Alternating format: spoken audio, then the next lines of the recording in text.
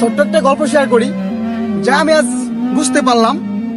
যখন আমার মাথায় অনেক বড় চুল ছিল, অনেকেই বলতো যে তুই চুল কাটিস না কেন, তোর কি টাকা নাই, তোর বাপ মা কি তোর টাকা পয়সা দেয় না চুল কাটার জন্য, এত বড় চুল কেন? রাস্তাঘাটে যখনই হাঁটি অনেকেই নানা ধরনের বাজে কথা বলে, যখন অনেকেই আমার পাবলিক পেছে অনেকে খারাপ কথা বলে, আমার যে ভাই ব্রাদার গুলো আছে, ফ্রেন্ড গুলো আছে, তারাও আমাকে অনেক সময় গাইল দিয়ে থাকে চুলের কারণে।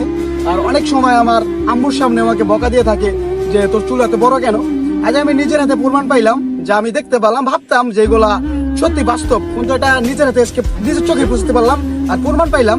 যখন আমার মাথার চুলগুলো সব ফালাই দিছি, ফালাই দেওয়ার পরে সব আমাকে জিজ্ঞেস করতেছে যে ভাই কেন তুই চুল ফালাই দিছ। একটা জিনিস কি, যখন আমার চুল মাথায় অনেক বড় ছিল তখন বলতো আমার টাকা পয়সা নাই, আমি কাটতে পারি না, ফকিন্নির ছেলে, অনেক ধরনের কথা বলতো।